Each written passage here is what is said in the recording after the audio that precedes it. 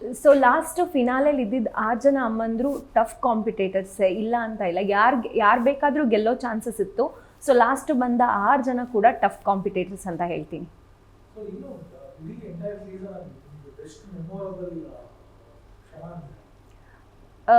Again ನಾನು ಅದನ್ನೇ ತಗೋಬೇಕಾಗತ್ತೆ. ರಾಮಾಂಜನೇಯ ಪರ್ಫಾರ್ಮೆನ್ಸಲ್ಲಿ ಎಲ್ಲರೂ ಜಡ್ಜಸ್ ಎಲ್ಲರೂ ಸ್ಟೇಜ್ ಮೇಲೆ ಬಂದರು. ತಾರಮ್ಮ ಎಸ್ಪೆಷಲಿ ಅವಳು ಕಾಲಿಗೆ ಬಂದು ನಮಸ್ಕಾರ ಮಾಡಿದ್ದು, ಅವ್ರಿಗೆ ಆ ಮಗುಲ್ಲಿ ಆ ದೇವ್ರು ಕಾಣ್ತಂತೆ. ಅವ್ರು ಹೇಳಿದ್ದು, ಅವರು ಅಷ್ಟು ಇನ್ವಾಲ್ವ್ ಆಗಿ ಬಂದ್ಬಿಟ್ಟು ಅವಳು ಕಾಲು ಮುಟ್ಟಿ ನಮಸ್ಕಾರ ಮಾಡಿದರು. ಅದನ್ನಂತೂ ನನಗೆ ಯಾವತ್ತೂ ಮರೆಯೋಕ್ಕಾಗಲ್ಲ.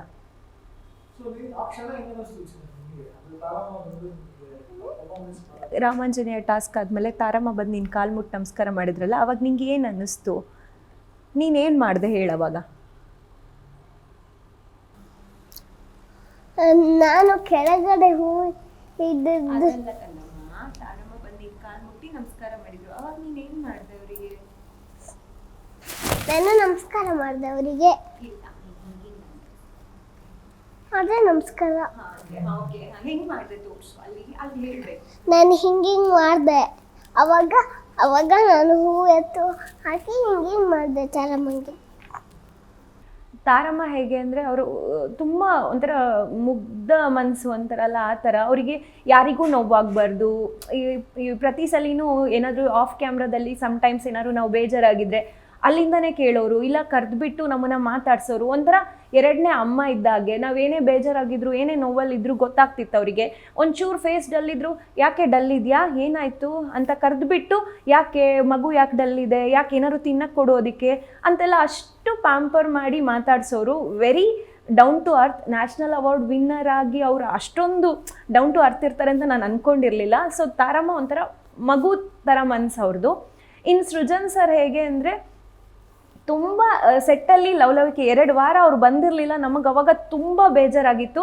ಸೊ ಸೆಟ್ಟು ಕಂಪ್ಲೀಟಾಗಿ ಲವಲವಿಕೆಯಿಂದ ಇದೆ ಅಂದರೆ ಅಲ್ಲಿ ಸೃಜನ್ ಸರ್ ಇದ್ದರೆ ಮಾತ್ರ ಆಗ್ತಿತ್ತು. ಆಮೇಲೆ ಟಾಸ್ಕ್ ಅವ್ರದ್ದೇ ಪ್ರೊಡಕ್ಷನ್ ಆಗಿ, ನಾವು ಅವ್ರ ಪ್ರೊಡಕ್ಷನ್ ಹೌಸಲ್ಲಿ ನಾವು ಆ್ಯಕ್ಚುಲಿ ನನ್ನಮ್ಮ ಸೂಪರ್ ಸ್ಟಾರ್ ಕಂಟೆಸ್ಟೆಂಟ್ ಆಗಿದ್ವಿ ಅಲ್ಲಿ.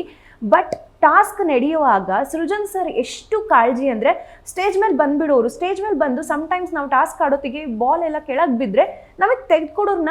ನನಗೊಂಥರ ಫೀಲ್ ಆಗ್ತಿತ್ತು, ಅಯ್ಯೋ ಇವ್ರು ಯಾಕೆ ನಮಗೆ ತೆಕ್ಕೊಡ್ಬೇಕು, ಇವರು ಎಷ್ಟು ದೊಡ್ಡ ಪ್ರೊಡಕ್ಷನ್ನು, ಇಲ್ಲಿ ಇವ್ರ ಪ್ರೊಡಕ್ಷನಲ್ಲಿ ನಾವಿದ್ದೀವಿ, ಬಟ್ ಇವ್ರು ಯಾಕೆ ಇದನ್ನೆಲ್ಲ ಮಾಡಬೇಕು ಅಂತ. ಅಷ್ಟು ಡೌನ್ ಟು ಅರ್ತ್, ಹಂಬಲ್, ತುಂಬ ಸಪೋರ್ಟ್ ಮಾಡೋರು. ಆಮೇಲೆ ಯಾವುದೇ ರಿಸ್ಕಿ ಟಾಸ್ಕ್ ಇದ್ದರೂ ಅವರೇ ಬಂದುಬಿಟ್ಟು ನಿಜವಾಗ್ಲೂ ಅಂದರೆ ಹೇಗೆ ಅಂದರೆ ಒಂಥರ ಮುತುವರ್ಜಿ ವಹಿಸಿ ಕಂಪ್ಲೀಟಾಗಿ ಅವರೇ ಟೇಕ್ ಕೇರ್ ಮಾಡೋರು. ಕರೆಕ್ಟಾಗಿದೆಯೋ ಇಲ್ಲೋ ಚೆಕ್ ಮಾಡೋರು. ಪ್ರೊಡಕ್ಷನಲ್ಲಿ ಏನೇ ಪ್ರಾಬ್ಲಮ್ ಆದರೂ ತಕ್ಷಣ ಅವರೇ ಹೋಗಿ ನೋಡೋರು.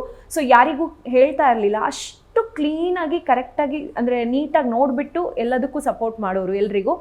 ಅನು ಮ್ಯಾಮ್ ಹೇಗೆ ಅಂತಂದರೆ, ಅನು ಮ್ಯಾಮ್ ಏನಾದರೂ ನಾವು ಸ್ಟೇಜ್ ಮೇಲೆ ಮಾತಾಡ್ತಾ ನಾವು ಡಲ್ಲಾಗಿ ಮಾತಾಡಿದ್ರೆ ಅಥವಾ ಸ್ಟೇಜ್ ಮೇಲೆ ಏನಾದರೂ ನಾವು ಬೇಜಾರಾಗಿ ಕಂಡ್ರೆ ಮನೆಗೆ ಹೋಗೋಷ್ಟೊತ್ತಿಗೆ, ಸ್ಟೇಜ್ ಮೇಲೆಲ್ಲ ಹಾಗಿರಬಾರ್ದು, ನಗ್ನಗ್ತಾ ಇರಬೇಕು, ಏನಾಗಲ್ಲ, ಟಾಸ್ಕ್ ಸೋತ್ ಕೂಡಲೇ ಏನೂ ಆಗಲ್ಲ, ಒಂದು ಟಾಸ್ಕ್ ಸೋಲ್ತೀರಾ, ಒಂದು ಟಾಸ್ಕ್ ಗೆಲ್ತೀರಾ, ನೆಕ್ಸ್ಟ್ ಟಾಸ್ಕಲ್ಲಿ ಚೆನ್ನಾಗಾಡಿ, ಅದು ಬಿಟ್ಟು ಮುಖ ಡಲ್ ಹಾಕ್ಕೊಂಡಿರಬೇಡಿ ಅಂತ ಎಷ್ಟು ಈಸಿಯಾಗಿ. ಅಂದರೆ ಅದನ್ನು ಕನ್ವೆ ಮಾಡೋ ರೀತಿ ಹೇಗಿರುತ್ತೆ ಅಂದರೆ, ಈಗ ಅವರೊಂಥರ ನಮಗೆ ಈಸಿಯಾಗಿ ಕನೆಕ್ಟ್ ಆಗ್ತಾರೆ. ಹೇಗೆ ನಮ್ಗೆ ಈಗ ಫ್ರೆಂಡ್ ಹತ್ರ ಹೇಗೆ ಮಾತಾಡ್ತಾರೋ ಹಾಗೆ ಮಾತಾಡೋರು ಅನು ಮ್ಯಾಮ್. ಫೇವ್ರೇಟ್ ಜಡ್ಜ್ ಯಾರು ನಿಮ್ಮದು? ತಾರಮ್ಮ. ಯಾಕಂದರೆ ಕರ್ದೆಲ್ಲ ನನ್ನ ಮೈಕ್ ಹಾಕೋತಿಗೆಲ್ಲ ಕರ್ದು ಮಾಡ್ತಾರೆ. ನಾನು ಹೋಗ್ತಾ ಇದ್ದೆ, ಒಂಚೂರು ಏನಾರು ಕೊಟ್ಟು ಬಿಟ್ಟು ಮಾತಾಡಿಸಿ ಮುದ್ದು ಮಾಡೋರು. ಅದಕ್ಕೆ ಇಷ್ಟ.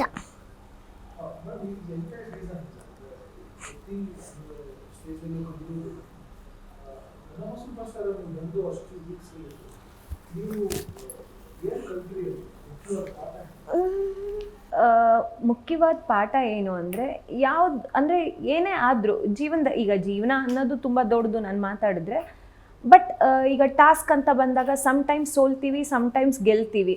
ಸಮ್ಟೈಮ್ಸ್ ಏನಾಗುತ್ತೆ, ನಾವು ಗೆದ್ದವರು ನೆಕ್ಸ್ಟ್ ಟಾಸ್ಕಲ್ಲಿ ಸೋತಿರ್ತೀವಿ. ಸೊ ಎಲ್ಲದನ್ನು ಬ್ಯಾಲೆನ್ಸ್ ಆಗಿ ತೊಗೊಂಡು ಹೋಗಬೇಕು. ಗೆದ್ದ ಕೂಡಲೇ ಬೀಗಬಾರ್ದು, ಸೋತ್ ಕೂಡಲೇ ಕುಗ್ಗಬಾರ್ದು. ಇದನ್ನು ನೀಟಾಗಿ ಕಲಿಸುತ್ತೆ ಅಲ್ಲಿ. ಎರಡನ್ನೂ ಬ್ಯಾಲೆನ್ಸ್ ಮಾಡೋದು ಹೇಗೆ ಅಂತ ನಿಜವಾಗ್ಲೂ ನನ್ನಮ್ಮ ಸೂಪರ್ ಸ್ಟಾರ್ ವೇದಿಕೆಯಲ್ಲಿ ನಮಗೆ ಕಲಿಯೋಕ್ಕೆ ಸಿಗುತ್ತೆ. ಎಷ್ಟೋ ಟಾಸ್ಕ್ ಹೆಂಗಾಗುತ್ತೆ ಅಂದರೆ, ಆ ಟಾಸ್ಕಲ್ಲೇ ಒಂದೊಂದು ತತ್ವ ಇರುತ್ತೆ. ಈಗ ಬ್ಯಾಲೆನ್ಸಿಂಗ್ ಆಗಿರ್ಬೋದು, ಅದು ಬ್ಯಾಲೆನ್ಸಿಂಗ್ ಟಾಸ್ಕಲ್ಲಿ ಹೇಗಾಗ್ತಿತ್ತು ಅಂದರೆ ಎಗೈನ್ ಹೇಗೆ ನಾವು ಬ್ಯಾಲೆನ್ಸ್ ಮಾಡಬೇಕು, ಕೆಲವೊಂದು ಸತಿ ನಮ್ಮ ಜೀವನದಲ್ಲೂ ಮೇಲೆ ಕೆಳಗೆ ಎಲ್ಲ ನಡೀತಾ ಇರುತ್ತೆ. ಸೊ ಅದನ್ನೆಲ್ಲ ಹೇಗೆ ಬ್ಯಾಲೆನ್ಸ್ ಆಗಿ ತೊಗೊಂಡು ಹೋಗಬೇಕು, ಇದನ್ನೆಲ್ಲ ಅಲ್ಲಿ ನನ್ನಮ್ಮ ಸೂಪರ್ ಸ್ಟಾರಲ್ಲಿ ಆ್ಯಕ್ಚುಲಿ ಇದು ತುಂಬ ಇನ್ನರ್ ಮೀನಿಂಗ್ ಆಗುತ್ತೆ. ಬಟ್ ನಿಜವಾಗ್ಲೂ ಇದನ್ನೆಲ್ಲ ಕಲಿತೀವಿ. ಸೊ ಎಗೈನ್ ಮತ್ತೆ ಒಂದ್ಸತಿ ಹೇಳ್ತಾ ಇದ್ದೀನಿ, ಗೆದ್ದ ಮೇಲೆ ಬೀಗಬಾರ್ದು, ಸೋತ ಮೇಲೆ ಕುಗ್ಗಬಾರ್ದು, ಇದನ್ನು ಚೆನ್ನಾಗಿ ಕಲಿಸತ್ತಲ್ಲಿ.